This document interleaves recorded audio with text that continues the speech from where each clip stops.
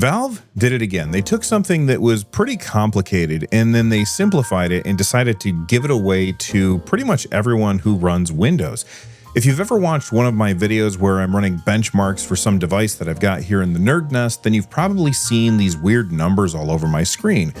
Basically, these numbers are telling me how well my game is performing on the hardware that I'm using so that I can do one of two things, either make comparisons to other hardware that I have here in the NerdNest or tweak some settings in order to get better frame rates on my games. So in today's video, I want to show you what each one of these numbers mean so that you can better use them to help you get your games running better on your systems. Then I want to talk about what I like about what Valve's done here and what I don't like, as well as a quick tip that'll help you turn these metrics on and off easier since Valve kind of buried it in the menus. But first, I wanted to thank everyone who's been supporting the channel lately, either through channel memberships or subscribing or super chats or super thanks, or, just something as simple as just dropping a like. Every little bit helps. And I also wanted to let you know that I'm going to be at Too Many Games on the weekend of June 27th. That's in Philadelphia. I went last year. I had an absolute blast, and we did a live version of the podcast with a crowd and everything. It was awesome. This year, I'm going to be meeting up with Russ from Retro Game Core, as well as Bob and Will from the Wolf Den podcast, and the four of us are going to be doing a live show. I'll post it here on the channel for anybody that can't join us in Philly, but if you're there and you see me, come say hi. I've got a small gift for you while supplies last. Now, back to what I was saying. Now on SteamOS, in order to get this information on screen, it is dead simple. All you have to do is press the quick access menu button, go down to the performance tab, and then under performance overlay, pick whichever setting has the information that you care the most about. It's one of my favorite features of SteamOS because it makes it incredibly easy for just an average user that doesn't know a whole lot like me to see how changing different options in a game are going to affect their game's performance. It takes a lot of the guesswork out of getting good frame rates for your games. But Valve didn't invent this. It's been a thing since forever. Do you guys remember Fraps? Oh, I'm sorry. Did I just age you 20 years when I said that? Anyway, like I said, Valve made it easy on SteamOS, but most devices ship with Windows. And if you want this kind of functionality in Windows, then you got to use third-party apps in the past. In the past, I've used Afterburner along with Riva Tuner and Hardware Info to get all of this information. This combination of apps has its benefits. First of all, it has way more data available than Valve's implementation. It's also way more customizable, like a crazy amount. You can make it look however you want and pick and choose which data you actually want to put on screen. It also has the added benefit of recording this data while you're playing and then outputting that information into a text file so you can parse that data later. Valve's new implementation doesn't replace any of that functionality, but I don't use any of that functionality. All I do is just turn it on, see how things are performing, tweak a few in-game settings until I get the resolution, frame rate, and detail that I was looking for, and then I turn it back off again. Valve's way isn't better, but it is simpler. And if you're interested in a tutorial on how I use the old apps, let me know in the comment section down below that like button. But I think for most people, Valve's implementation is probably going to be the right one for you. First off, we have to turn it on. In Steam, head over to your settings and then down to in-game. Under that, you have your toggles for overlay performance monitor.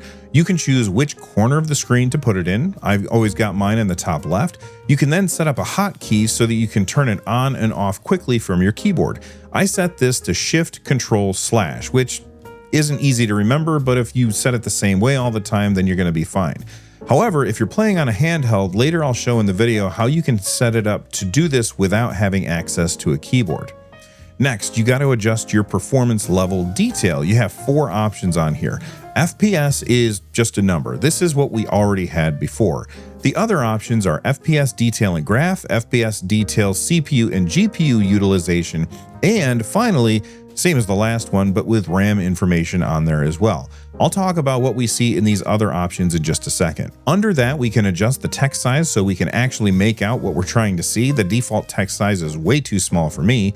You also have the ability to make it more or less contrasty and easy to read thanks to background opacity. All right, for each successive level that we add on here, we're tacking on a little bit more information to the readout. So let's put it on the one that has the most info, and I'll talk about what every number on there means. What you see in this readout is going to depend on what settings you have turned on in a game. Starting on the left, we have FG. This is because I have frame generation turned on in this game. This is really cool because most software doesn't give the end user the ability to see the difference between frame generation and your actual frames. Valve's solution tells you that frame generation is turned on and differentiates between your quote-unquote real frames and your quote-unquote fake frames.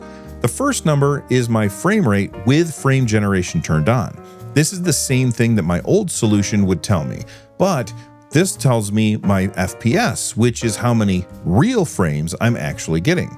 Following that, we have these arrows. The arrows are telling us the minimum frame rate and the maximum frame rate.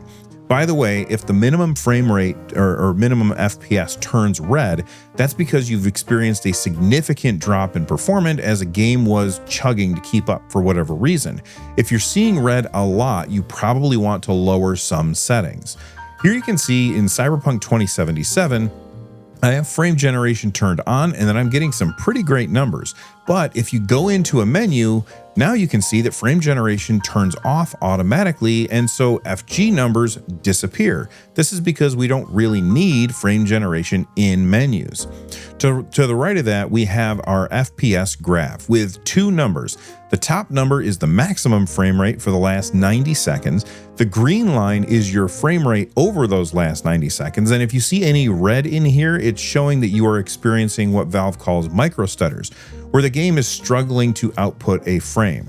The numbers on the right show you the scale of the graph, and they will change over time as your average frame rate fluctuates over 90 seconds, when it goes up or goes down. Next up is CPU and how much you are currently pushing it.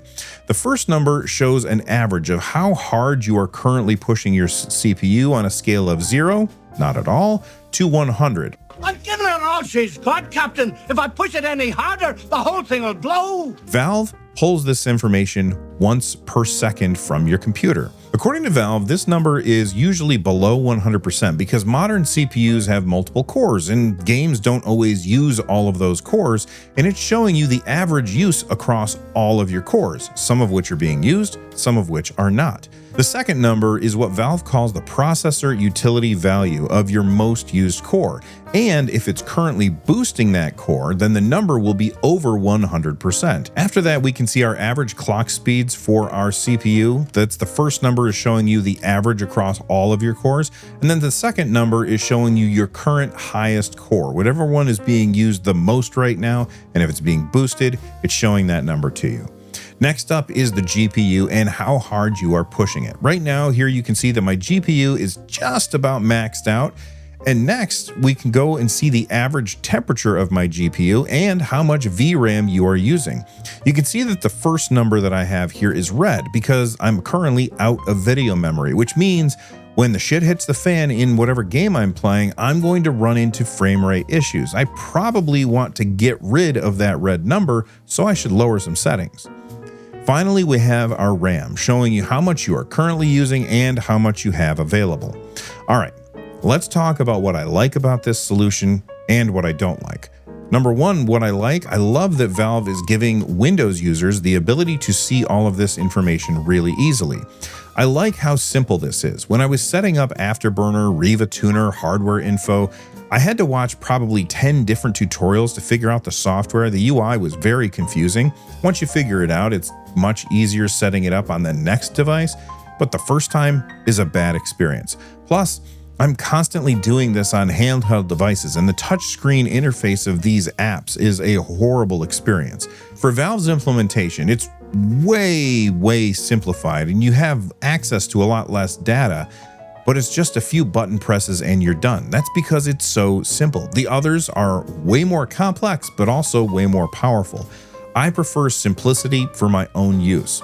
I'm sure that there are a lot of people that will very much prefer doing this stuff the old way, but it's just not going to be me. Next, let's talk about what I don't like about it.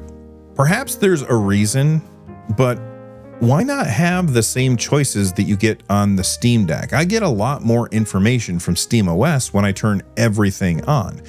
By comparison, this feels a little bit stilted, though I'll be honest, most of the time, I don't turn on all of the options on SteamOS as it covers too much of the screen and I don't need all of that information. Next, I'd really like to be able to turn it on and off from the quick access menu. Having this hidden away in menus is a really strange decision from Valve. Put it on the performance tab of the quick access menu. But since Valve didn't do that, let me show you how to do it yourself. If your PC is at your desk, then you can just use whatever keyboard input you used when you set it up for the first time. But if you got your PC hooked up to a TV like I do, and you don't want to use a keyboard, then you can easily use Steam Input to turn things off and on. So press the Steam button, or if you're on an Xbox controller, I think it's the Xbox button and the A button will launch Steam menu in big picture mode. Go to the controller settings of the game that you're playing, and then you can go to Edit Layout. Here you can choose a button that you don't use very much. I've been using the HoriPad Steam controller. It's been growing on me a lot lately, and it has these kind of useless M1 and M2 buttons. I'm going to bind my M1 button to the performance overlay. Select the button, tab over to the keyboard, and then select Shift. Then go to the gear icon and go down to Add Extra Command. Tab over to the keyboard and select Control. Do it again, and then this time I'm going to select the slash button. I figure that there's no game that I'm going to be using that is going to need that particular weird combination of keyboard buttons. Now that I've got that set to my M1 button, it should say executes 3 commands. Go back into your game and try it out. Now I can turn it off and on quickly, so you don't have to have it on all the time, but if you are noticing some issues, you can bring it up and see what the issue is. But what do you think about Valve's new tool? Let me know in the comment section down below, and if it's your first time here, please subscribe. From the Nerd Nest, I'm Bill. Stay rad, and thanks for watching.